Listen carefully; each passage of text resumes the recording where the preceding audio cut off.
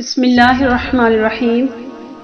رمضان المبارک کا بابرکت مہینہ شروع ہو چکا ہے۔ رمضان المبارک مسلمانوں کے لیے اللہ کی طرف سے ایک رحمت ہے۔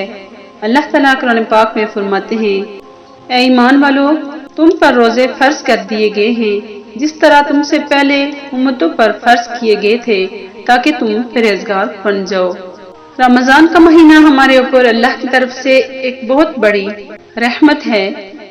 اس مہینے میں اللہ تعالیٰ نے نوافل کا ثواب بھی بڑھا کر فرائض کے برابر کر دیا ہے۔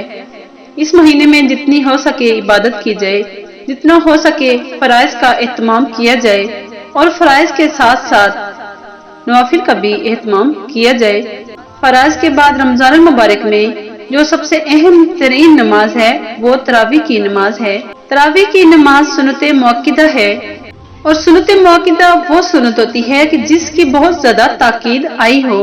رمضان المبارک میں قیام اللیل کے بارے میں حضور صلی اللہ علیہ وسلم سے بہت سی احادیث مروی ہیں۔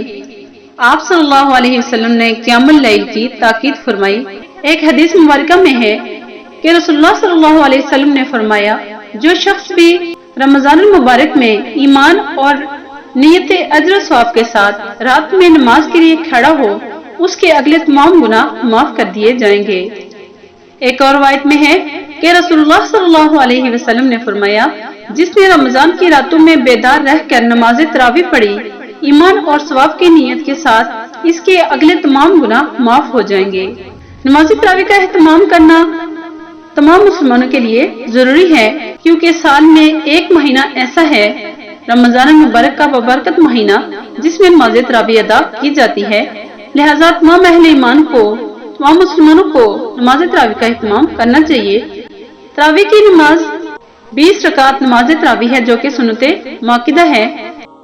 جہاں تک عورتوں کی نماز تراویح کا تعلق ہے تو عورتوں پر بھی مردوں کی طرح یہ نماز تراویح سنت موقدہ کا درجہ رکھتی ہے۔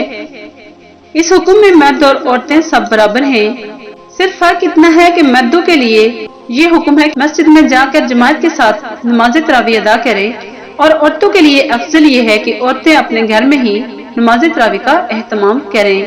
اس نماز کے پڑھنے کا طریقہ یہ ہے کہ نماز عشاء کی 4 سنتیں غیر موقدہ اور 4 فرض اور 2 سنتیں پڑھنے کے بعد آپ نماز تراویح کو شروع کریں۔ وتر نماز تراویح کے بعد ادا کرنے ہیں۔ نماز تراویح کی 2 رکعتیں کر کے اس نماز کو پڑھا جائے، کیونکہ حضور صلی اللہ علیہ وسلم سے مروی ہے کہ آپ صلی اللہ علیہ وسلم نے رات کی نماز کو 2 رکعت کر کے پڑھنا افضل قرار دیا، لہذا 2 رکعت کر کے اس نماز کو پڑھا جائے۔ نماز تراویح کی نیت کیسے کی جائے گی؟ نماز تراویح کی نیت کے لیے کوئی خاص الفاظ نہیں، صرف سنت موقدہ کی نیت کر کے آپ نماز شروع کر سکتے ہیں۔ سنت موقدہ نماز تراویح کی نیت کے ساتھ آپ نماز شروع کر سکتے ہیں، نیت کے الفاظ ادا کرنا ضروری نہیں ہے۔ اگر آپ کو قرآن پاک یاد ہے تو آپ قرآن پاک کا دورہ کریں تراویح کی نماز میں۔ اگر آپ حافظ قرآن ہیں یا حافظہ ہیں تو آپ قرآن پاک کا دورہ کر سکتے ہیں، یہ آپ کے لیے بہت زیادہ افضل ہے۔ اگر آپ حافظ قرآن نہیں اور آپ کو قرآن پاک کی چند صورتیں یاد ہیں تو آپ ان صورتوں کو نماز تراویح میں پڑھ سکتے ہیں۔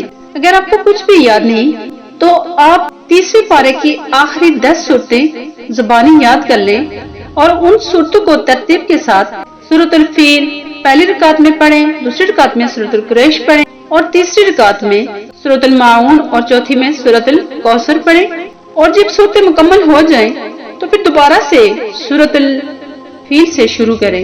اگر آپ 10 صورتیں بھی نہیں یاد کر سکتی، آپ کو چند صورتیں یاد ہیں تو ان صورتوں کو ہی آپ نماز تراویح میں پڑھ سکتی ہیں۔ اگر آپ کو قل هو اللہ احد آپ کو یاد ہے، سورۃ الاخلاص یعنی قل هو اللہ احد کے ساتھ ہی نماز تراویح کو ادا کر سکتی ہیں۔ اور طریقہ اس کا یہی ہے کہ نیت کرنے کے بعد ثنا، تعوذ، تسمیہ، سورۃ الفاتحہ کے بعد سورت ملائی جائے گی، یا اگر قرآن پاک کی بڑی سورت ہے تو اس کا کچھ حصہ پڑھنے کے بعد آپ رکوع کر دیں، پھر اس کے بعد دوسری رکعت کو اسی طرح مکمل کریں اور اس کے بعد سلام پھیر لیں، پھر 2 رکعت اور نماز تراویح ادا کریں، اور اس کے بعد سلام پھیرنے کے بعد 4 رکعتوں کے بعد آپ بیٹھ کر تسبیح تراویح یعنی تراویح کی دعا پڑھیں۔ نماز تراویح کی دعا ہے، سبحان ذی الملک والملکوت سبحان ذی العزة والعظمة والہیبة والقدرة والکبریاء والجبروت سبحان الملک الحی الذی لا ینام ولا یموت سبوح قدوس ربنا ورب الملائکۃ والروح اللہم اجرنا من النار یا مجیر یا مجیر یا مجیر۔ اس کے بعد پھر 2 رکعت کر کے جب 4 رکعتیں مکمل ہوں گی تو پھر درمیان میں بیٹھ کر اس دعا کو پڑھیں۔ ان 4 رکعتوں کو ترویحہ کہا جاتا ہے۔ اسی طرح کر کے 20 رکعتیں مکمل کریں۔ اگر آپ کو ٹائم نہیں ملتا، اگر آپ زیادہ وقت نماز پر نہیں لگا سکتی، تو آپ نماز عشاء کو اذان کے ساتھ ہی پڑھ لیں اور پھر اس کے بعد اپنا کام کر لیں، اور کچھ دیر کے بعد جب 10-11 بج جائیں اس وقت آپ نماز تراویح ادا کر سکتی ہیں۔ اگر اس وقت بھی ادا نہیں کر سکتی تو فجر سے پہلے فجر کی اذان سے پہلے کسی بھی وقت آپ نماز تراویح کو ادا کر سکتی ہیں۔ نماز تراویح پڑھنا بہت زیادہ فضیلت کا باعث ہے۔ ہمیں کوشش یہ کرنی چاہیے کہ ہم اس نماز کو ہر حال میں ادا کریں، کیونکہ سال میں ایک مرتبہ ہی موقع ملتا ہے۔ اللہ تعالیٰ ہم سب کو رمضان المبارک میں زیادہ سے زیادہ عبادات کرنے کی توفیق عطا فرمائے اور نماز تراویح ادا کرنے کی توفیق عطا فرمائے اور ہماری نماز کو اپنے دربار میں قبول فرمائے۔ آمین یا رب العالمین۔ السلام علیکم ورحمۃ اللہ وبرکاتہ۔